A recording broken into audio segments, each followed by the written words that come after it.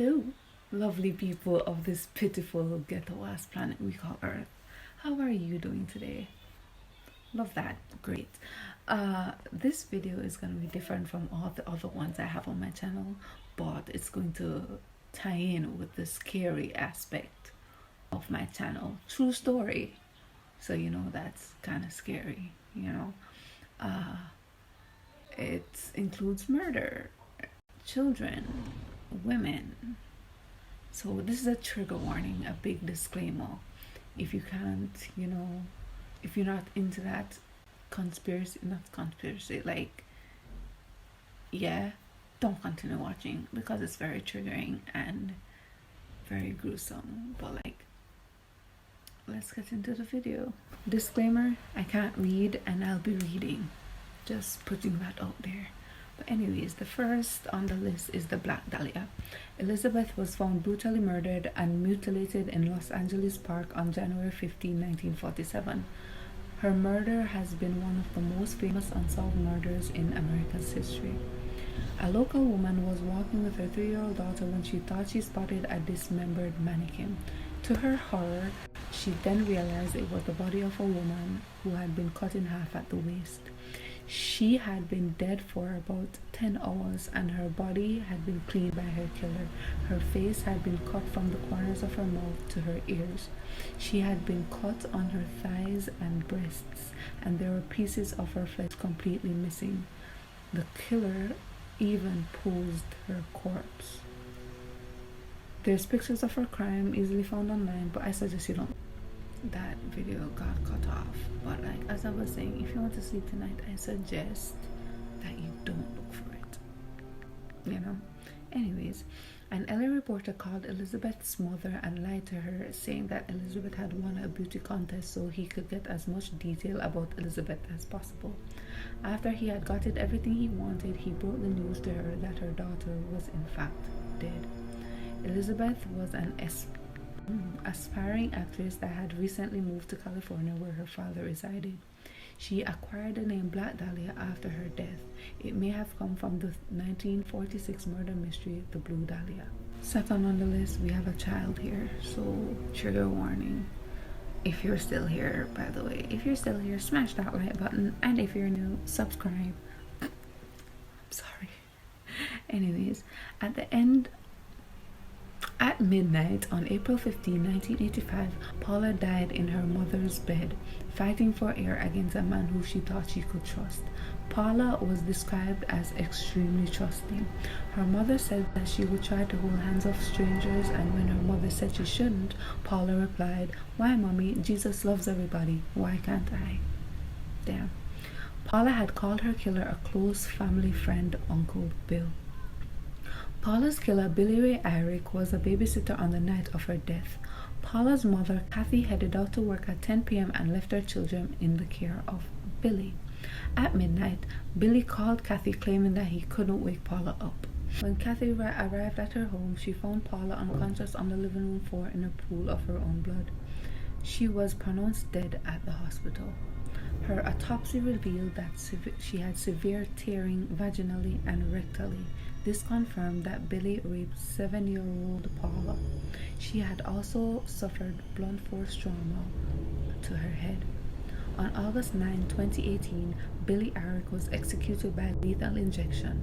According to experts, Billy's lethal injection wasn't executed properly. So Billy experienced choking, drowning in his own fluids, suffocating, being burnt alive. Oh, good. So essentially, Billy Eyrick was tortured to death. Bitch. I'm not gonna say that like a good, well, I said that already, but like God knows his timing, God never fails. A good. Just a reminder that I can't read. But anyways, everybody and them sister, mother, auntie, granny, everybody's supposed to hear about this one already. But anyways, let's get into it. On July 20th, 2012, 400 people gathered into a Century 16 movie theater in Aurora, Colorado. They were there to watch the midnight screening of The Dark Knight Rises in Theater 9. A lone man sat in the front row. 20 minutes into the film, the man left through the emergency exit door, propping it over beforehand. He changed into tactical gear and retrieved his guns. At 12:30 a.m., James Holmes re-entered the theater. Techno music was playing through his headphones, so he didn't have to hear anyone. People thought it was a prank or publicity stunt until James threw 2 cans of tear gas. He fired a shotgun into the ceiling and then into the viewers. James fired a total of 76 shots. 12 people died, the youngest being 6 and the eldest being 51. 70 others were injured. It was the deadliest shooting in Colorado at the time, surpassing the Columbine massacre in the number of total victims.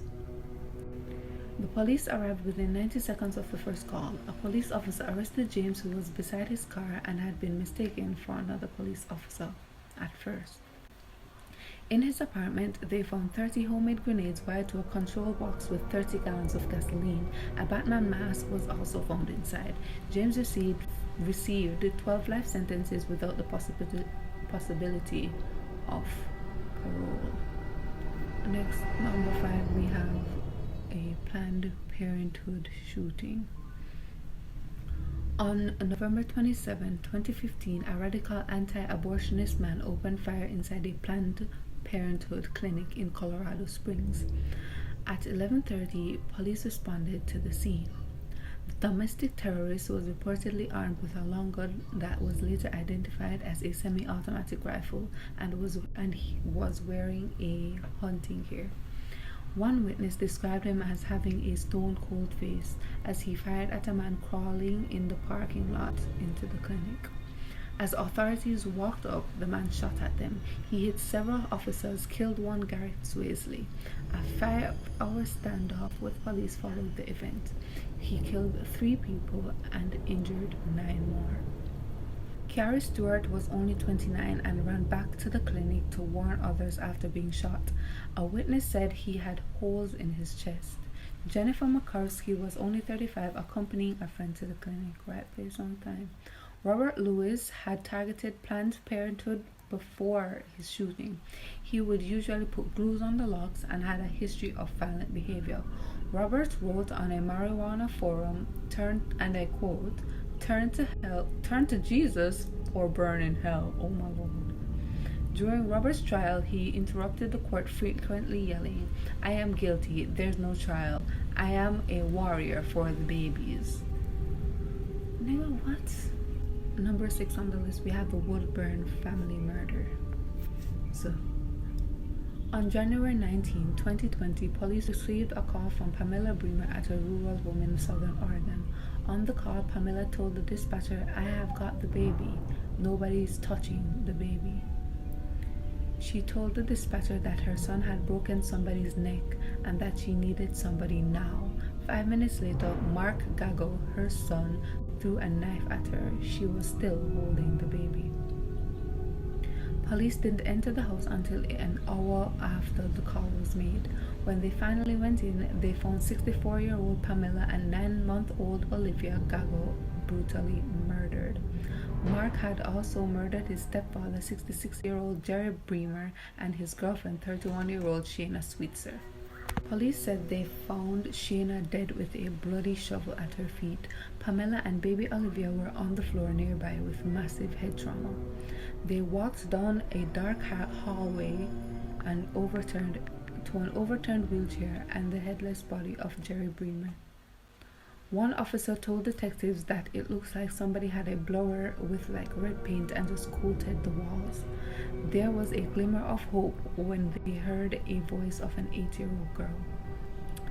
Except when the officer tried to get her to come out, the girl said she couldn't. The killer was holding her hostage. They entered the bedroom and found Mark holding the girl in a hostage hold, with her body in front of him and arms around her neck. Mark yelled, They lied to me, he also snarled no in what the officer described as a really creepy, evil tone. The girl, just in 2nd grade, described to her father the events leading up to her rescue. She was in the room during the attack and heard her mother and baby sister crying. Then the house fell eerily quiet. She heard something dripping down the hallway along with footsteps. Mark came into her room with an axe and grabbed the little girl's hair. He started to strangle her. A sound caused him to pause and she took a breath. The little girl was able to get away from Mark, and the policeman immediately shot him. This one is about a author that allegedly abused her children. Jennifer and Joseph Wolfthal were arrested on January 1st, 2021 for allegedly abusing their 3 adopted children. Joseph had brought their 8-year-old child to the hospital where they discovered she was suffering from pneumonia, staph infection, and liver failure. The child was malnourished, bruised, and had open infected wounds. Joseph claimed that the little girl had brushed her teeth too hard. He also claimed that his wife said that she had fallen 3 times, once hitting the toilet face first, and later on the side of a desk. However, the little girl had severe lacerations to her lip, a chipped tooth, and black eyes. The parents told one of the girls she was punished because she couldn't stop sinning. The children were forced to write apology statements several hundred times. One child spent the entire day writing sentences in her room. At one point she wrote, "My body stays flat on the bed at all times. I was never given permission to move or anything." The parents would pour cold water over them in the bed and force them to sleep in it all night. Jennifer, the author of a children's book called A Real Friend, a book about friendship, she was being held in jail. She's being held in jail without bail right now. So, bitch. This is the last one. It's the most disturbing one out of all of them. If you're still here, I appreciate that. If you're not gonna see this anyway, so I won't insult you. Anyways, I'll begin now. I whipped his bare behind till the blood ran from his legs. I cut off his ears, nose, slit his mouth from ear to ear, gouged out his eyes. He was dead then. I stuck the knife in his belly and held my mouth to his body and drank his blood. I cut him up. I cut off his head, feet, arms, hands, and threw them into the pools of slimy water you will see along the roads along North Beach. I made a stew out of his ears, nose, pieces of his face, and belly. I put onions, carrots, turnips, celery, salt, and pepper. It was good. Then I split the cheeks of his behind open, cut off his genitals, and washed them first. I put strips of bacon on each cheek of his behind and put them into the oven. At frequent intervals, I basted his behind with a wooden spoon so the meat would be nice and juicy. In about 2 hours, it was nice and brown, cooked through. I never ate any roasted turkey that tasted half as good as his sweet, fat little behind did. I ate every bit of the meat in about 4 days. On May 25th, 1928, Albert got permission from Grace Budd's parents to take her to a birthday party. He never came back.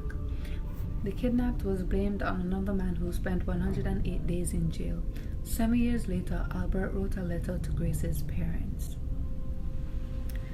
This man is sick. I'm gonna read some of the quotes from this letter. So, on Sunday, June 3rd, 1928, I called on you at 406 West 15th Street. Brought you a pot roast with strawberries. We had lunch. Grace sat in my lap and kissed me. I made up my mind to eat her on the pretense of taking her to a party. You said yes, she could go. I took her to an empty house in Westchester that I already picked out. When we got there, I told her to remain outside.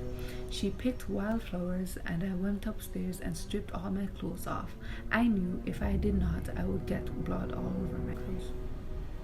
When all was ready, I went to the window and called her. Then I hid in the closet until she was in the room. When she saw me all naked, she began to cry and tried to run down the stairs. I grabbed her and she said she would tell her mama. First, I stripped her naked. How she did kick, bite, and scratch. I choked her to death, then cut her in small pieces so I could take my meat to my rooms, cook and eat it. How sweet and tender her little ass was roasted in the oven. It took me 9 days to eat her entire body. I did not have sex with her though. I could have. I wished. She died virgin. Albert Fish was executed on January 16, 1963 by electric chair. Just before the switch flipped, he said, "I don't even know why I'm here." Excuse me, what? This nigga is a fucking cannibal. And he does it to little children. And he wrote about it. Why would you even send that 7 years later? Making him just Leffy. What? Well, that's all. If you liked this video, give it a like and comment below. Excuse me, or something. If I'll do more if you want, but I promise I'll learn to read this time. And yeah, have a nice day and don't forget to let the world hear your roar. Roar. Goodbye.